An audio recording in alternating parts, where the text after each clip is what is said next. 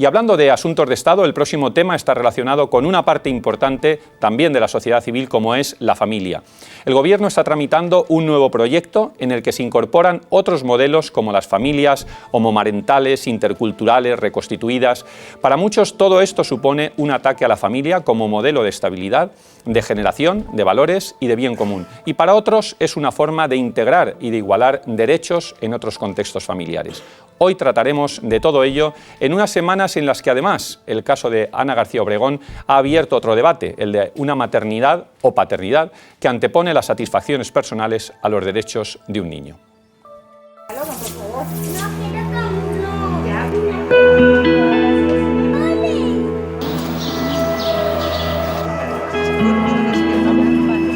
Todos los derechos para todas las familias.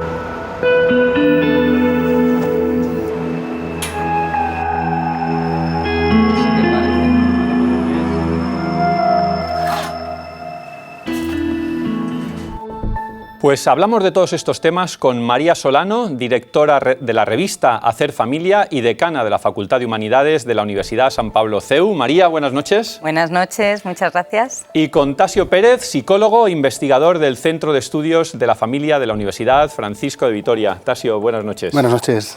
Pues como veíamos en el cebo, María, Tasio, el tema de la familia, mucha gente lo ve de muchas maneras, ¿verdad? ¿Cómo definiríais la familia? ¿Cómo se define la familia? Bueno, pues la familia es la primera unidad en la que se empieza a formar la persona y por eso hay que defenderla a capa y espada, porque la familia es el entorno donde la persona crece, se siente confiada, está tranquila, segura, donde experimenta algo muy enriquecedor que es la libertad, pero al mismo tiempo es el lugar donde aprende cómo se gestiona el bien común, aprende, por supuesto, todos los conocimientos que tiene que tener, pero sobre todo aprende a ser una buena persona. Así que la familia es el lugar perfecto para convertir a las personas en los ciudadanos del mañana que van a aportar mucho al Estado. Por eso es tan importante que el Estado defienda y proteja a la familia. Y proteja a la familia. Y Tasio, desde el punto de vista psicológico, María decía que es esa primera unidad, esa primera célula de la sociedad. ¿Por qué es esa primera célula y esa primera unidad social? Bueno, curiosamente porque la familia es el lugar donde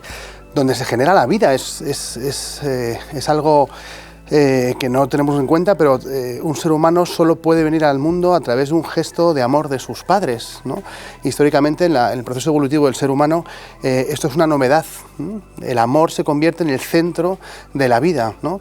Y el fruto del amor son los hijos, y en el entorno del amor la persona crece razonablemente sana.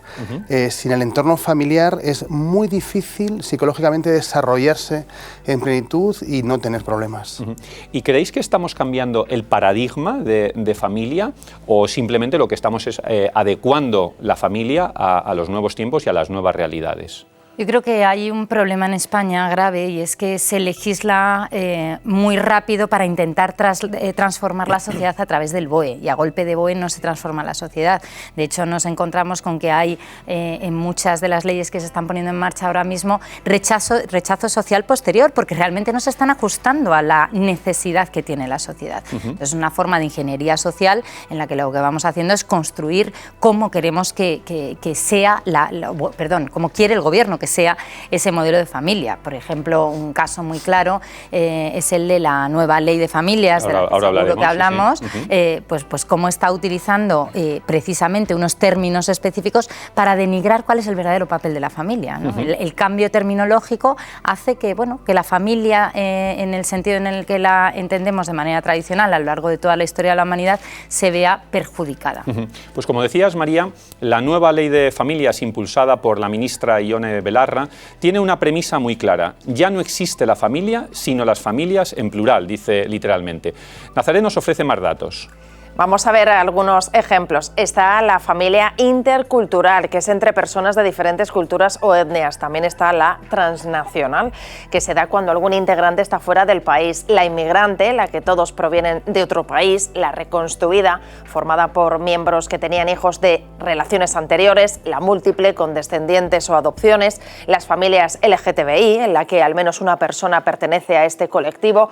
O las personas solas, que son las solteras, viudas o separadas. Como decimos, estos son algunos de los ejemplos de la extensa lista que tenemos aquí. Bueno, estos son algunas de las cuestiones que señalaba Nazaret, quizás como más mediáticas, ¿no? Pero la nueva ley de familias también aporta otras cuestiones. ¿Qué tiene esa nueva ley de familias o ese proyecto de ley de familias? Tasio, María. Bueno, detrás de todo esto hay un intento por destruir a la familia. Lo que pasa es que no se puede atacar a la familia porque todo el mundo se rebelaría. Lo que estamos viendo es, no podemos atacar directamente a la familia, pero vamos a hacer que todo sea familia. Si todo es familia, nada es familia, ¿no? Hay una película que a mí me gusta mucho, que es la película de Los Increíbles, de Pixar, donde el malo de la película, Síndrome, dice algo muy parecido. Dice, yo quiero que todo el mundo sea súper, y cuando todos sean súper, ya nadie lo será, ¿no? Entonces, la única manera de disolver a la familia es que absolutamente todo pueda ser familia. Ya no hay una identidad donde tenemos un padre, una madre, unos hijos, una familia extensa. Ya todo puede ser, con lo que ya nada en realidad es familia. Pues efectivamente, al final lo que hago es que desdibujo el concepto de familia, mezclándolo con tantos elementos que dentro de unos años, cuando hagas esta misma pregunta, Jesús, a alguien y le preguntes qué es familia, no sabrá qué contestar, porque la respuesta será muy complicada, porque después de muchos años de aplicación de la ley, habrán conseguido efectivamente desdibujar el concepto. Y además el problema más grave es que no se entiende por qué la familia es un bien. De hecho, como comentaba antes, para una de las grandes preocupaciones es ese término que ahora se utiliza de familia con especiales necesidades para la crianza, que lo que hace es considerar la familia casi como una carga para el Estado. Si nos fijamos, la familia pasa a ser algo que libremente decide el individuo, pero que el Estado tiene que estar detrás para protegerlo, cuando precisamente la familia ha sido el motor de los Estados, porque es el que genera primero los hijos, fruto del amor, y después de esos hijos viene la generación de riqueza ulterior, porque indudablemente es así. Y sin embargo ahora es una entidad necesitada de ayuda de un gobierno generosísimo que se la dará o que se la quitará, porque lo hará por vías absolutamente arbitrarias. Entonces está confundiendo términos que son muy graves. Una cuestión es por qué nosotros cuidamos de la familia, porque estamos muy agradecidos como sociedad a que haya familias, y otra cosa es las necesidades económicas, que deberían ir por otra vía distinta. Pues precisamente de lo que hablabas, ¿no? Hemos pasado de la denominación de familia numerosa a la llamada familia con mayores necesidades de apoyo a la crianza, que es el término literal que utiliza la ley. Y sobre este tema vamos a hablar y saludamos a José Manuel Trigo, que es el presidente de la Federación Española de Familias Numerosas. Que no sé, José Manuel, buenas noches, si la primera pregunta que te debo hacer es si vais a cambiar el nombre de vuestra asociación, ya lo vais a llamar de otra manera. Hola, buenas noches. Pues sí, ya hemos planteado hacer unos pequeños cambios estatutarios, bueno, un poco por lo que nos deviene con la nueva ley, ¿no? José Manuel, fuera de la broma que me habrás permitido, el cambio de denominación de familias numerosas a familias con mayores necesidades o de apoyo a la crianza, como decía María, ¿es simplemente un cambio de denominación o tiene otras implicaciones de otra naturaleza? No, yo estoy totalmente de acuerdo con los tertulianos que tienes aquí contigo, que están diciendo que es desdibujar un poco lo que es la familia, ¿no? En las familias numerosas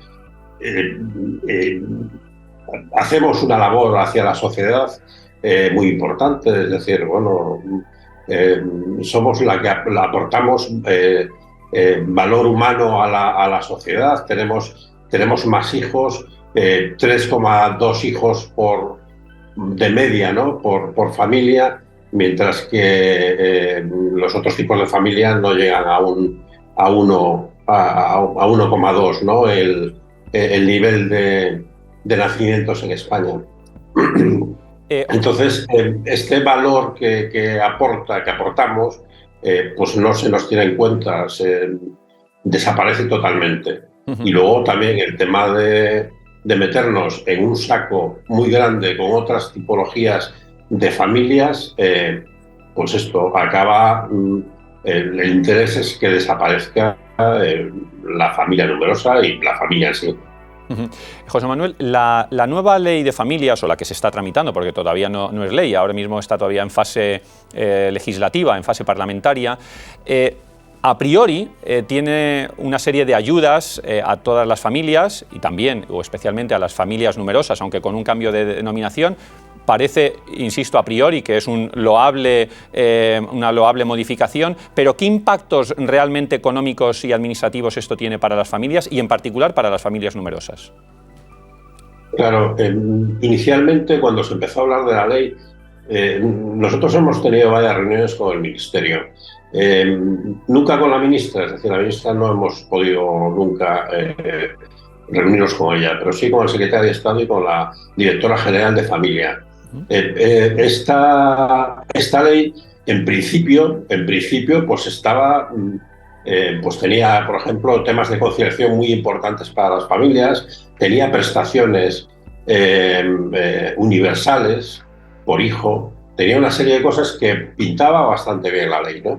Pero bueno, luego me imagino que con los recortes de los ministerios económicos y esto pues se quedó un poco más, digamos que no tan,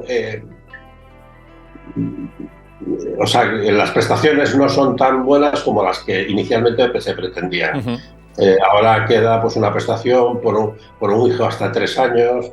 La conciliación está muy bien, las medidas de conciliación, pero no son progresivas, es decir, no es lo mismo tener un hijo que tener 5 hijos. Entonces, si te dan 4 días al año para el cuidado, lo lógico sería que fuera progresivo por el número de hijos. Y entonces estas medidas de conciliación se quedan tremendamente cortas, y las económicas, por supuesto, también.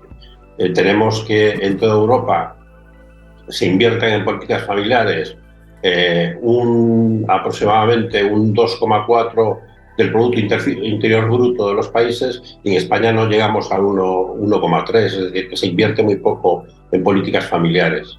José Manuel, algunas familias numerosas se preocupaban con el nuevo proyecto porque decían que las ayudas que hasta ahora se plantean para todas las familias numerosas, ahora parece que se podía hacer una interpretación de que solo aquellas familias numerosas que realmente tuviesen necesidades iban a tener esas ayudas, pero que otras familias numerosas con determinados estándares económicos, pues que a lo mejor no las iban a recibir. Y hemos tenido el ejemplo de lo que ha ocurrido estas semanas atrás con el debate del bono social, ¿no? De que por qué usted se aprovecha del bono social y por qué otros no se... En fin, ¿qué hay de todo esto?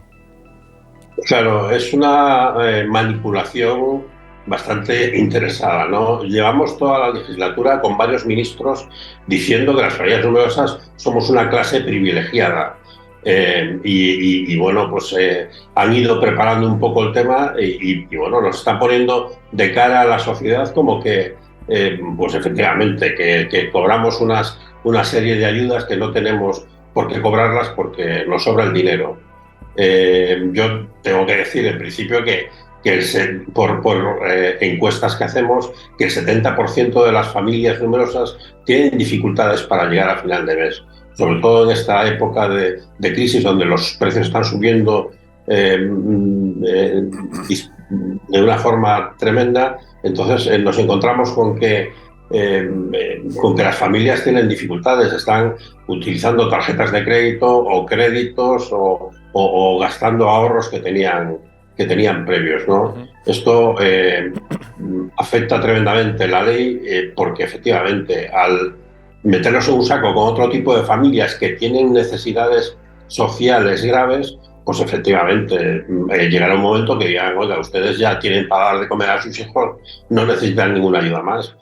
Y damos todas las ayudas a estas otras familias que lo necesitan más. Muy bien. Aquí lo que ocurre es que en España tenemos una ley de protección a la familia numerosa, donde dice que se reconoce pues, la labor social que hacemos las familias numerosas y que necesitamos una serie de ayudas, más que nada pues porque somos muchos más, porque consumimos más, porque necesitamos viviendas más grandes, porque necesitamos coches más grandes, pero es que la gente dirá, bueno, pero es que, bueno, pues ustedes han decidido tener hijos, sí, lo hemos decidido voluntariamente, nadie nos ha obligado, pero lo que sí es cierto es que nuestros hijos van a pagar impuestos en el futuro para que para mantener el estado de bienestar, que esto es muy importante.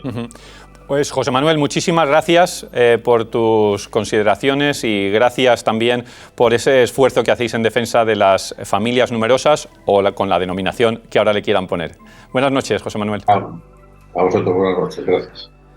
Tasio, María, más allá de las cuestiones económicas a las que se refiere la ley, en algunos países se habla del Ministerio de Familia, ¿no? Y se dice, es que no solo es una cuestión de economía, y yo creo que hay que establecer unas políticas públicas que vayan más allá de lo económico en favor de la protección de la familia o de los distintos tipos de familias. Tampoco, ¿qué opinión tienes sobre esto?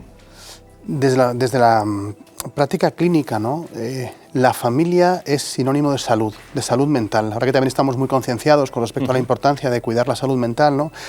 Y estamos asistiendo a un aumento tremendo, ¿no? de trastornos psicopatológicos en población infanto-juvenil, ¿no? Y aumento de suicidios y depresión, y estamos muy concienciados. Lo que tenemos que darnos cuenta es que para evitar ese tipo de situaciones es fundamental la familia.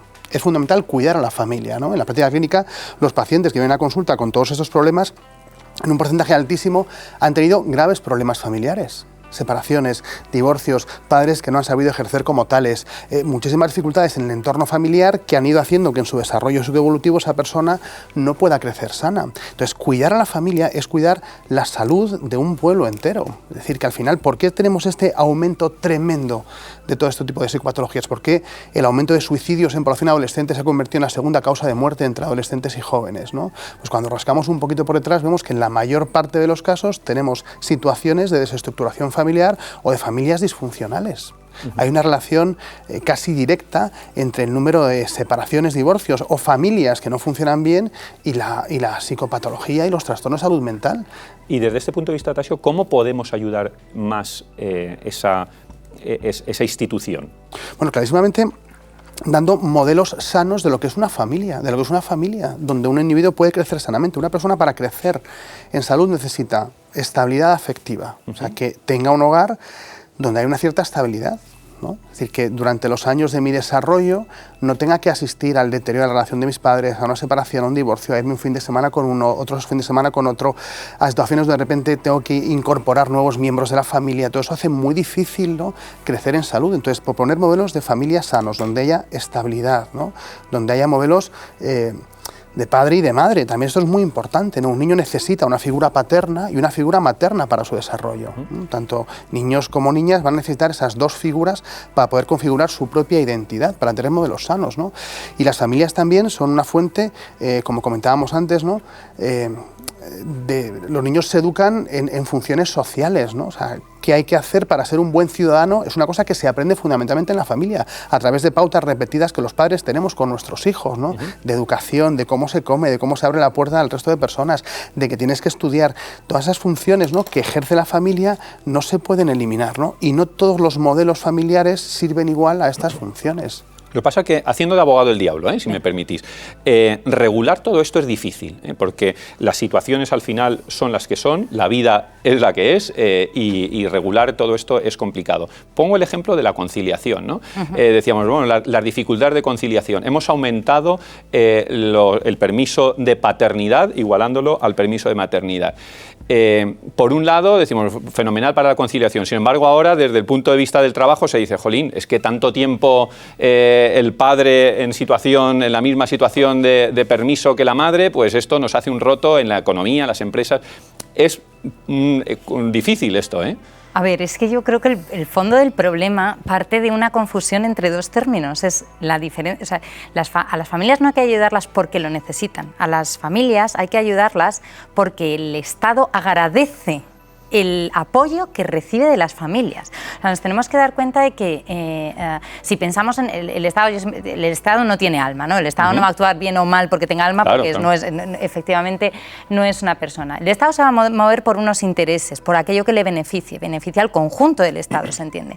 Entonces, ayudar a la familia, agradecer a las familias el servicio que hace, es porque es un ahorro para el Estado. Estaba comentando Tasio el tema de la salud mental, pero pensemos en otro escenario que seguro que todas las personas que nos están viendo esta noche han vivido en alguna ocasión. Un familiar hospitalizado. Un familiar hospitalizado que tiene familia supone un gran ahorro para el Estado, porque si tiene familia, habrá constantemente personas de la familia apoyando los cuidados de ese familiar hospitalizado. Una cuestión tan sencilla como esa. Por supuesto que pensar cuando sabemos que tenemos esta pirámide de población, que no sé por qué seguimos llamando la pirámide cuando está totalmente invertida, ¿qué va a ser de las generaciones futuras cuando nosotros, los boomers, ¿no? los famosos boomers, envejezcamos y realmente en esas familias haya habido 1 o 2 hijos al cuidado de tantos mayores? Entonces, al final, en realidad, lo que comentabas de la conciliación, el problema de la baja paternal, que está muy bien porque ayuda mucho a la conciliación y ayuda mucho a ese reparto de tareas que parece que también tiene que estar impuesto por BOE,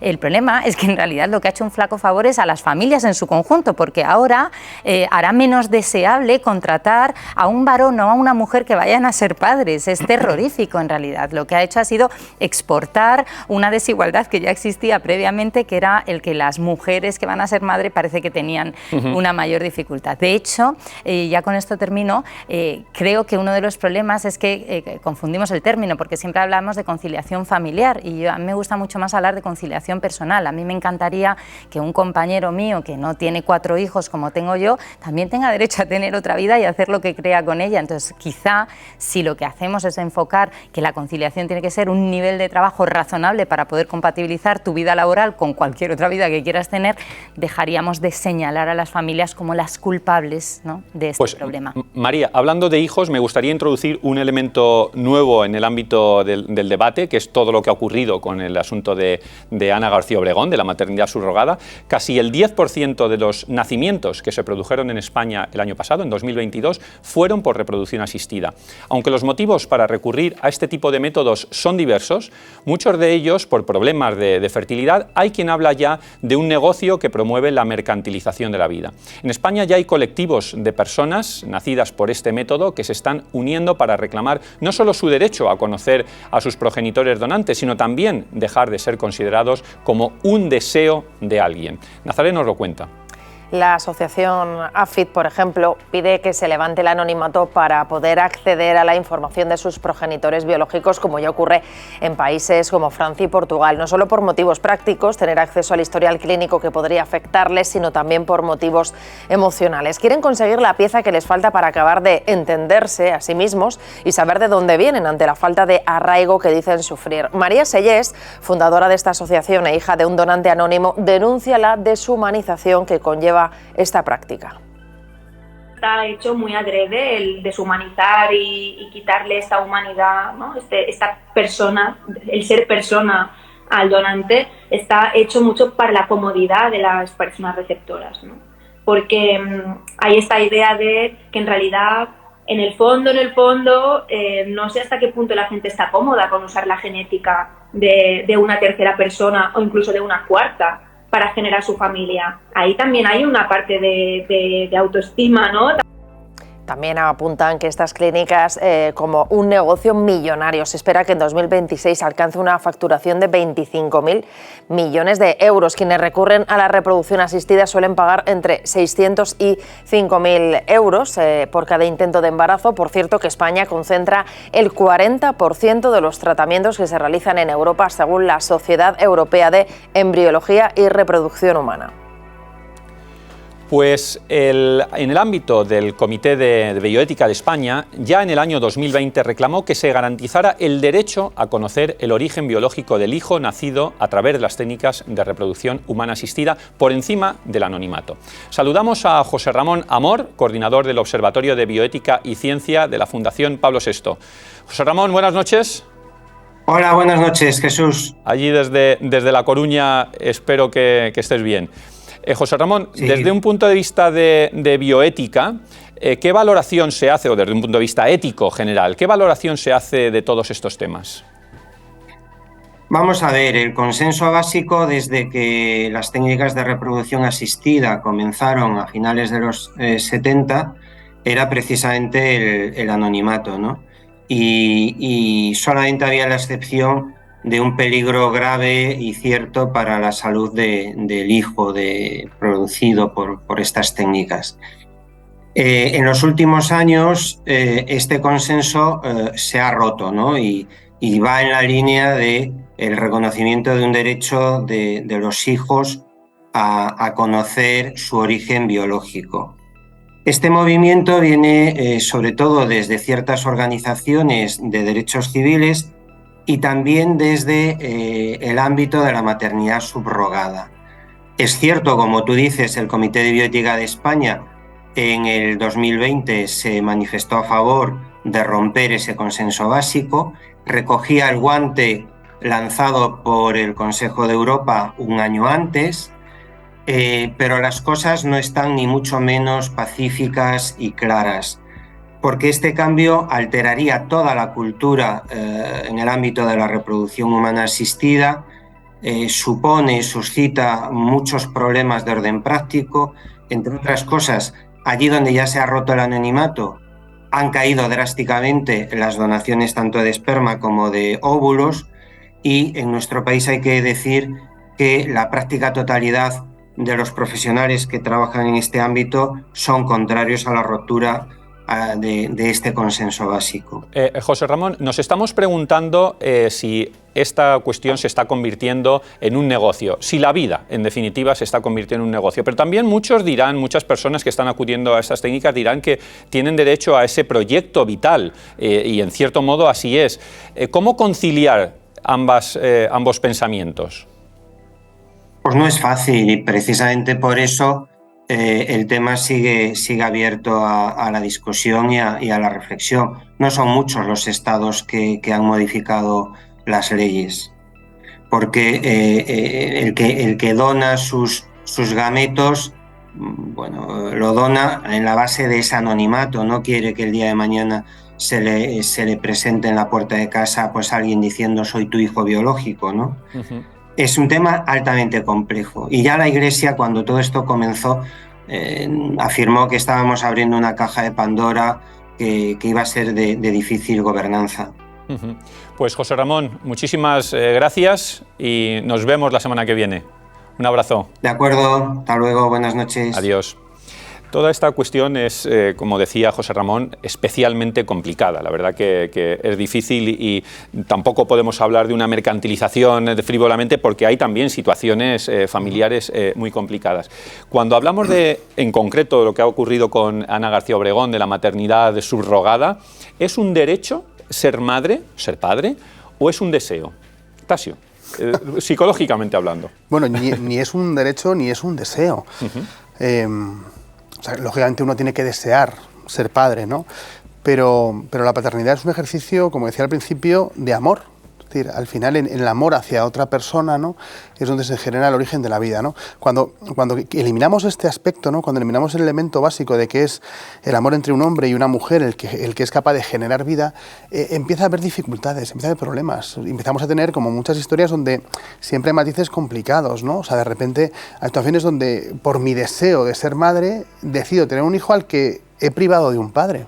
Uh-huh. Padre tiene, porque tiene que tener a la fuerza, pero no lo va a conocer, ¿no? Y yo he decidido que mi hijo no vaya a tener relación o conocer a su padre. Es una decisión muy complicada, porque ese niño igual tiene derecho a tener un padre, ¿no? O efectivamente con cuestiones de gestación subrogada, ¿no? Pues exactamente lo mismo, ¿no? Pues mi hijo tiene una madre, obviamente, pero no va a conocer a su madre, ¿no? Privamos al individuo de su historia biográfica, pero también de la presencia de quien le ha dado la vida, ¿no? Entonces, eliminar de la ecuación, ¿no?, el amor como el elemento esencial, ¿no?, donde se genera la vida, empieza a generar muchos problemas. Uh-huh. María. El primer punto de partida para hablar de este tema, que es, como bien dices, es muy complejo, Jesús, porque lo que hay que tener en cuenta es que tenemos que respetar el dolor y el sufrimiento que mueve a muchísimas personas a buscar tener hijos por vías distintas, ¿no? O sea, realmente hay que tener en cuenta que hablando del tema de Ana García Obregón, para centrarlo con el de más actualidad, independientemente del juicio de valor que podamos establecer sobre lo que ha hecho, ¿qué dolor no tiene que tener una persona? O sea, ¿qué sentimiento de soledad tan grande, efectivamente, para tener que recurrir a esto? O sea, que el punto de partida, por eso quizá este tema es especialmente complejo, porque realmente el punto de partida es que nadie desea comprarse un hijo como uno se compra un juguete. En realidad detrás hay incluso, claro que sí, hay mucho amor, porque puede haber un verdadero deseo de dar ese amor. Dicho esto, yo creo que hay dos problemas. El primero es que efectivamente no existe el derecho de los padres a tener hijos. De hecho, sí existe el derecho de los hijos a tener padres, con lo cual yo creo que se le ha dado la vuelta, pero se le ha dado la vuelta. El otro día leía un artículo brillantísimo en El Debate de Antonio Naranjo, colaborador también de esta casa, que hablaba de cómo la sociedad actual ha cometido el error de convertir los deseos en derechos, o sea, confunde constantemente y lo vemos desde la más tierna infancia, ¿no? Esos niños que te dicen, tengo derecho a ir a Disney. ¿Cómo que tienes derecho a Disney? Tienes ganas de ir a Disney, no tienes derecho, ¿no?, a ir a Disney. Entonces, al final, en este tema, lo que caemos es en un emotivismo que es tremendamente peligroso en la posmodernidad, porque el emotivismo está supliendo rápidamente toda forma de lógica, de razonamiento lógico, ¿no? Entonces, bueno, pues es que si yo lo siento así, creo que es bueno para mí y creo que no estoy haciendo daño a nadie y es una decisión personal, parece que eso avala suficientemente. Entonces, al final, lo que yo creo que tenemos que hacer como sociedad es ofrecer otras alternativas. O sea, creo que las hay abundantísimas. O sea, el que tiene un deseo natural y absolutamente aceptado de ser padre y no puede hacerlo, pues porque por las circunstancias que sea, tiene otras vías que no sean generar una vida que no estaba proyectada, generar una vida que además ha dejado por el camino otras vidas, que es algo que nunca debemos olvidar en esta cuestión, ¿no?, bioética. Para terminar, Tasio, enlazando con esto que señalaba María, ¿hay algún estudio desde el punto de vista psicológico sobre las consecuencias en los niños de todas estas técnicas que se están empleando, o incluso madres solteras, cuando tú hablabas antes del derecho de esos niños también a conocer a los padres? ¿Qué razonamientos científicos hay sobre esta cuestión? O sea, lo que tenemos evidencia con respecto a los niños que han sido creados mediante técnicas de reproducción asistida es, por ejemplo, que sí que son más proclives a tener determinado tipo de enfermedades, ¿no? Esto ya sí que hay varios estudios, ¿no?, que nos dicen que efectivamente pues, tienen mayor riesgo de tener determinados tipos de tumores, especialmente hepáticos. Bueno, hay varios estudios en esta línea. A nivel psicológico no encontramos ningún estudio sistematizado, ¿no?, que nos hable de una diferencia en términos de salud mental entre unos niños y otros, ¿no?, pero sí nos encontramos, ¿no?, ya no solamente en este tipo de historias, ¿no?, que aquellos individuos que no están enraizados en su propia biografía, ¿no?, que tienen dificultades, ¿no?, para saber de dónde vienen, ¿no?, sí que experimentan dificultades. Esto, por ejemplo, se ve mucho también, por ejemplo, en niños adoptados, ¿no? Efectivamente, un niño adoptado que ha sido muy querido por sus padres, hay un momento en el que necesitas saber de dónde viene y quién es, ¿no? Y esto sucede exactamente igual con los niños producto, pues eso, de gestaciones subrogadas o de procesos de reproducción asistida. En muchos casos los niños no llegan a saber que son también fruto de estas historias. Muy bien, pues María, Tasio, muchísimas gracias. Me quedo con que, aunque la familia pueda tener otros modelos, que los puede tener y que son muy respetables, la familia sigue siendo ese anclaje social, como decíais al comienzo, esa unidad social básica, ¿verdad?, y que debe de seguir siendo protegida y siendo respetada por la sociedad y, por supuesto, por el Estado. Pues muchas gracias un día más por estar con nosotros a todos ustedes esta noche. El próximo sábado nos seguiremos haciendo más preguntas aquí en este espacio de La Gran Pregunta. Buenas noches.